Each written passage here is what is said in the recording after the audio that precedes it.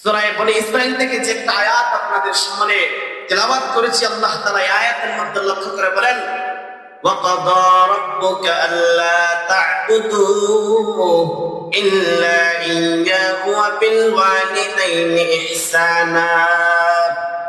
আল্লাহ বলেন, وَقَضَى رَبُّكَ أَلَّا تَعْبُدُوا إِلَّا إِيَّاهُ وَبِالْوَالِدَيْنِ إِحْسَانًا।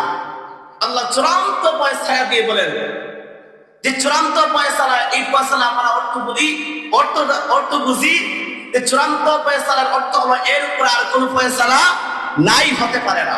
আল্লাহ তাআলা একবারে চূড়ান্ত ফয়সালা দিয়ে বলেন, রাব্বুকা আল্লা তা'বুদু, তারা যেন তাদের রবের ইবাদত করে। কার ইবাদত করার জন্য আল্লাহ বলেছেন?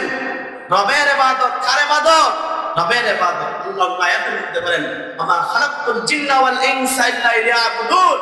আল্লাহ তাআলা আমাদেরকে এবং জিন জাতির বানাইছেন একমাত্র আল্লাহর গোলামের জন্য। কার গোলামের জন্য? আল্লাহর গোলামের জন্য। ওই আল্লাহ তাআলার ইবাদতের পরেই আল্লাহ তাআলা বলেন, ওয়াবিল ওয়ালিদাইনি ইহসানা, এবং তারা যেন তাদের এই পিতা মাতার সাথে ইহসান করে, ভালো ব্যবহার করে।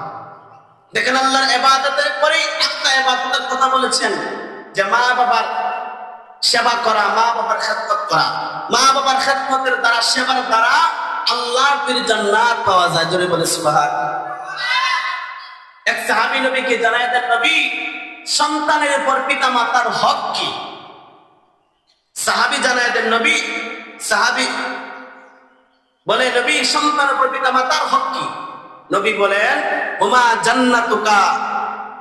জান্নাতুকা ওয়া নারুকা। তোমার মা বাবা হচ্ছে তোমার জন্য জান্নাত, আবার জাহান্নাম। অর্থাৎ যে ব্যক্তি, যে সন্তানেরা মা বাবার খেদমত করবে, মা বাবা খেদমত করার কারণে আল্লাহ তাআলা যদি মা বাবা যদি সন্তানের উপর সন্তুষ্ট থাকেন খেদমতের দ্বারা, আর মা বাবা যদি সন্তুষ্ট থাকেন, আল্লাহ তাআলা সন্তুষ্ট থাকেন। আর যদি মা বাবা সন্তানের উপর অসন্তুষ্ট থাকেন, আল্লাহ তাআলা অসন্তুষ্ট থাকেন। বিদায় মা বাবা সন্তুষ্ট, আল্লাহ সন্তুষ্ট। আর আল্লাহ তাআলা যদি সন্তুষ্ট থাকেন, এই ব্যক্তিকে আল্লাহর তিনি জান্নাত দিবেন। আর মা বাবা যদি অসন্তুষ্ট থাকে, আল্লাহ তাআলা অসন্তুষ্ট থাকেন। বিদায় আল্লাহ তাআলা যদি বেজার থাকেন, রাগ থাকেন, অসন্তুষ্ট থাকেন, আল্লাহ তো জান্নাত দিবেন না। বিদায় মা বাবার খেদমতের দ্বারা আল্লাহর তিনি জান্নাতে যাওয়া যায়। আল্লাহ নবী হাদিসে বলেন, আল জান্নাতু তাহতা আকদামিল উম্মাহাত। তোমার মা বাবার নিচে হলো তোমার জান্নাত। দুনিয়াতে যদি জান্নাত পেতে চাও, জান্নাত যদি খুঁজতে চাও, মা বাবার খেদমত করো, মা বাবার পায়ের নিচে ধরো। আজকে আমি যখন এখানের মধ্যে আসি, এলাকার প্রোগ্রাম করার পরে, তখন যখন আমি আপনাদের এই প্রোগ্রামের দিকে আসি, তখন মা আমার বলছে, মা আমার গলার মধ্যে একটা ফু দেন। মা সূরা ফাতিহা পড়ে গলার মধ্যে ফু দিলেন, এবং আমি আমার মায়ের কপালের মধ্যে একটা ছবি দিয়ে আইছি। মা বলছি, মা, অনেক মানুষের সামনে বয়ান করব, ভুল হব, একজন বলবে ভালো, একজন বলবে খারাপ, একজন বলবে এই সেই। মা, আমার জন্য একটু দোয়া করো। এটাই তো। আরে সন্তান, আমরা যখন ছোট্ট ছিলাম, আমার মা এমন কোন শরীর নাই সন্তানকে চুমো দেয় নাই। তুমি কয়দিন তোমার বাবার কপালে চুমো দিছো? তুমি কয়দিন তোমার মায়ের কপালে চুমো দিছো? আরে সন্তানের এমন কোন অঙ্গ প্রত্যঙ্গ নাই যে মা সন্তানকে চুমো দেয় নাই। আল্লাহ তাআলা যেন আমাদের সবাইকে, আমরা যেন বেশি বেশি মায়ের খেদমত করতে পারি। আল্লাহ তাআলা আমাদের সবাইকে তৌফিক দান করুন, বলে আমিন। বলছিলাম, মা বাবার পায়ে নিচে হলো সন্তানের জান্নাত। এক সাহাবী নবী করিম সাল্লাল্লাহু আলাইহি সাল্লামকে এসে জিজ্ঞেস করলো, নবী, আমি জিহাদে যেতে চাই, আমি জিহাদ করতে চাই।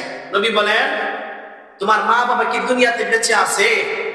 সাহাবী বলেন, হ্যাঁ, আমার মা বাবা তো দুনিয়াতে আছে।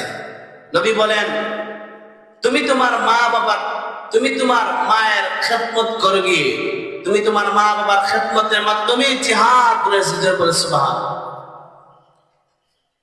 নবী হযরত সুলাইমান আলাইহিস সালামের ঘটনা আমরা শুনেছি। আল্লাহ তাআলা নবী সুলাইমান আলাইহিস সালামকে এমন ক্ষমতা দিয়েছিলেন। আল্লাহ তাআলা সুলাইমান নবীকে একটা সিংহাসন দিয়েছিলেন। ওই সিংহাসনের দ্বারা তিনি বিমানের মতো এক প্রান্ত থেকে আরেক প্রান্ত যাইতেন এবং আল্লাহ তাআলা সুলাইমান নবীকে এত ক্ষমতা দিয়েছিলেন দুনিয়ার সব পশু পাখির ভাষাগুলো সুলাইমান আলাইহিস সালাম বুঝতে পারতেন।